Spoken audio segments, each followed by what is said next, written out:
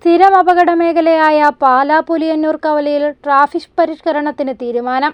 Saint Thomas college വിദ്യാർത്ഥി അമൽ ഷാജി വ്യാഴാഴ്ച ഇവിടെ ബൈക്ക് അപകടത്തിൽ മരിച്ചതോടെയാണ് അടിയന്തര യോഗം ചേർന്നത്.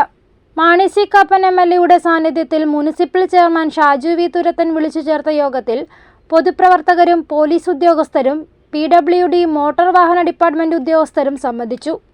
ട്രാഫിക് അഡ്വൈസറി കമ്മിറ്റി കൂടി RDO municipal chairman Puthur panchayat president ഉൾപ്പെടെ PWD ഉൾപ്പെടെയുള്ള ഉദ്യോഗസ്ഥരെല്ലാം കൂടി എത്തിയിട്ടുണ്ട്. അതിൽ ചില തീരുമാനങ്ങളെടുത്തു.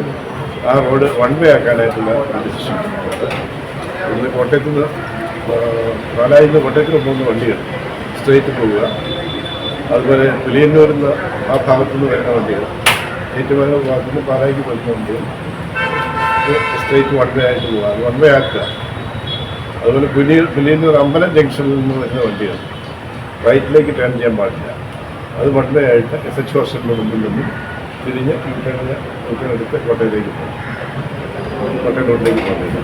പൊതുവെ ഒരു അപകടം ഉണ്ടാകാതിരിക്കാൻ അതിന് PWD തൽക്കാലം മുനിസിപ്പാലിറ്റി അടിയന്തരമായി ഇതിനുള്ള സിഗ്നൽസും പ്രൊവൈഡ് ചെയ്യും. യോഗ തീരുമാനപ്രകാരം 1 മാസത്തേക്ക് പുലിയന്നൂർ മരിയൻ ജംഗ്ഷൻ വരെ വൺ വേ സംവിധാനം നടപ്പിലാക്കുവാൻ തീരുമാനിച്ചു. കോട്ടയം ഭാഗത്തേക്കുള്ള വാഹനങ്ങൾ പഴയതുപോലെ കടന്നുപോകും.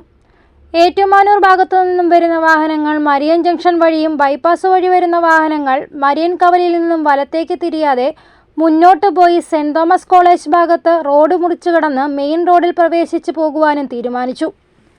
News bureau, Pala.